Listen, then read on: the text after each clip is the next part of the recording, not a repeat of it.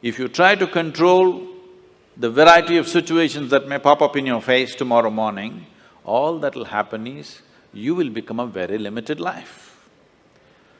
You would step out into the world and do whatever that needs to be done only if you have an assurance, no matter what you walk into, you will not lose yourself.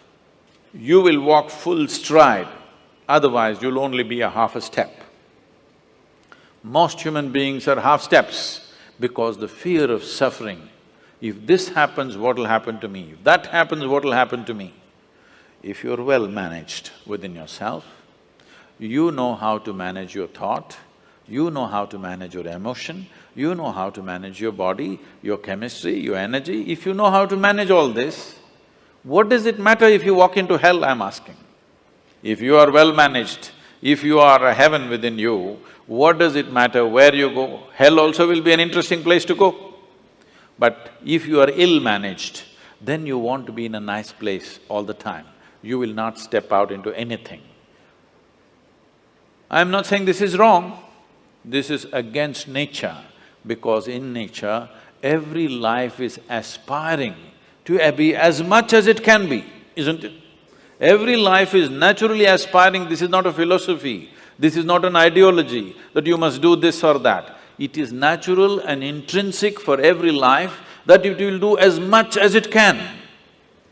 From an earthworm, from a worm to an insect to a bird, to an animal to a tree, every one of them are trying to be full-fledged life.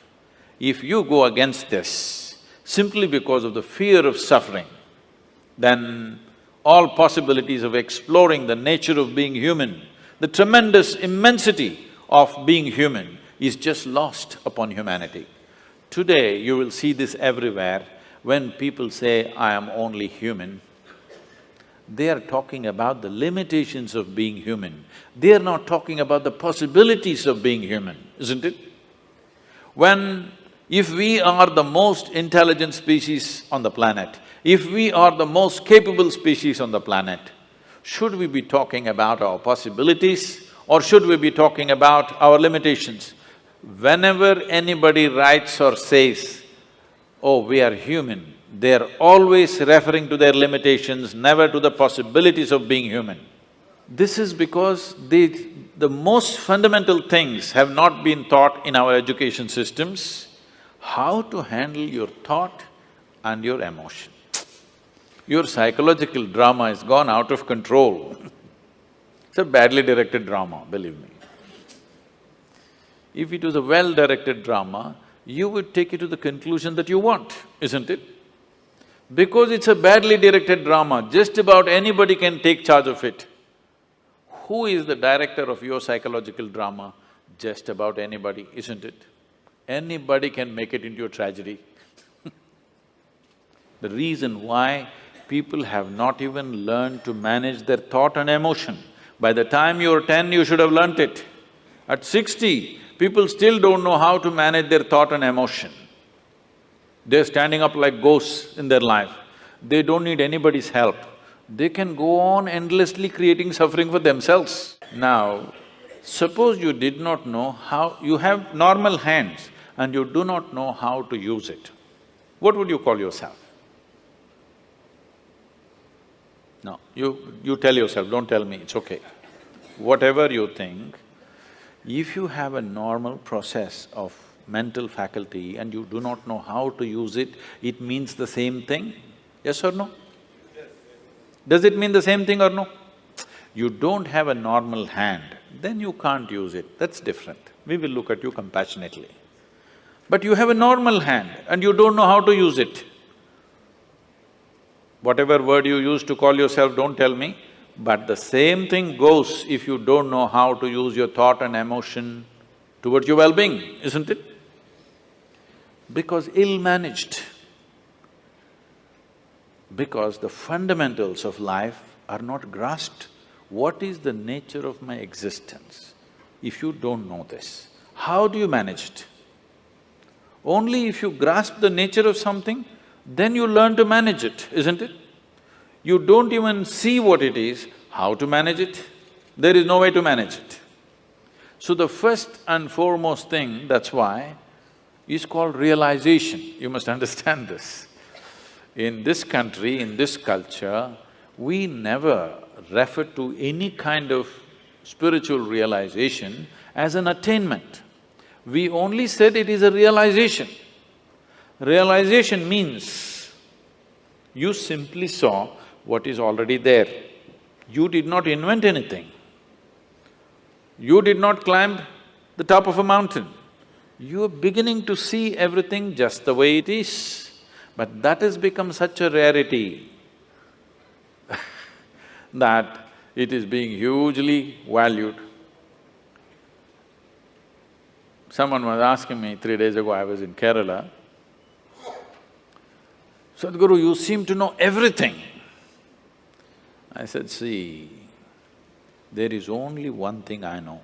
I know this one thing from its origin to its ultimate." I said, "I know only one thing, and what are you clapping your hands for?" I know only this one thing. But because the nature of human experience is such, you know everything only through this one, isn't it?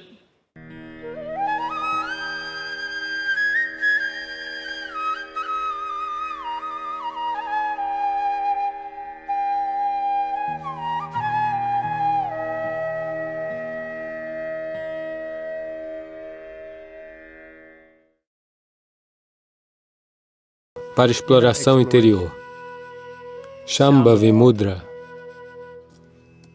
Na história da humanidade, muitos seres humanos se tornaram verdadeiramente cintilantes.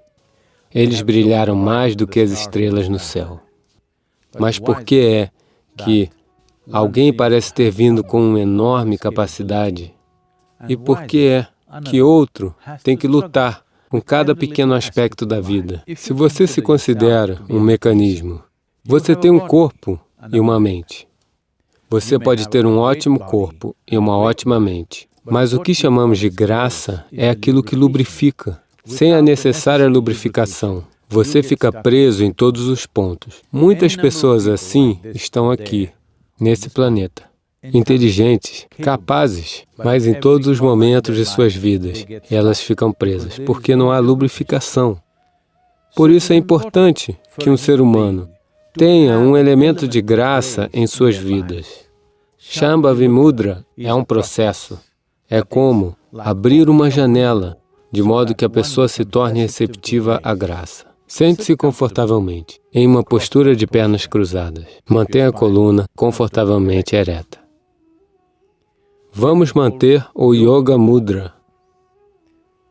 Faça o polegar e o indicador se unirem nas pontas, formando um círculo entre eles.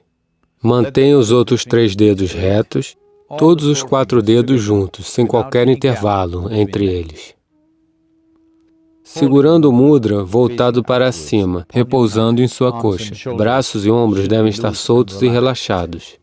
Feche os olhos e sente-se com o rosto levemente inclinado para cima. Quando você se senta com o rosto ligeiramente voltado para cima, há um foco natural entre as sobrancelhas. Mantenha esse foco natural, não se concentre. Apenas mantenha esse foco natural entre as sobrancelhas e sente-se com o rosto levemente voltado para cima. Olhos fechados.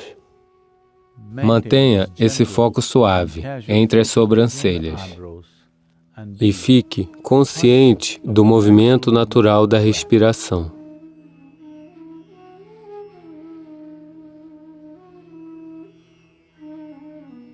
Mantenha-se sentado assim por 3 a 6 minutos. Yogarato va bhogarato va sangarato va sangavina yasya brahmani ramate cittam yasya brahmani ramate cittam Nandati nandati nandateva. Nandati nandati nandateva.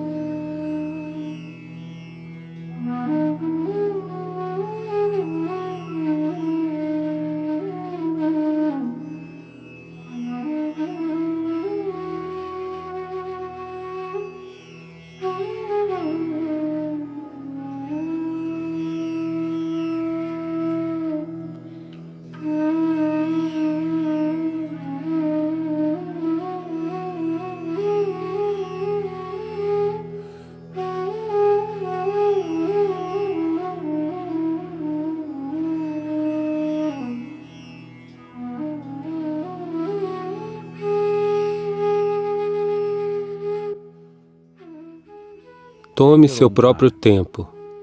Leve o seu próprio tempo. Lentamente, muito lentamente. Abra os olhos.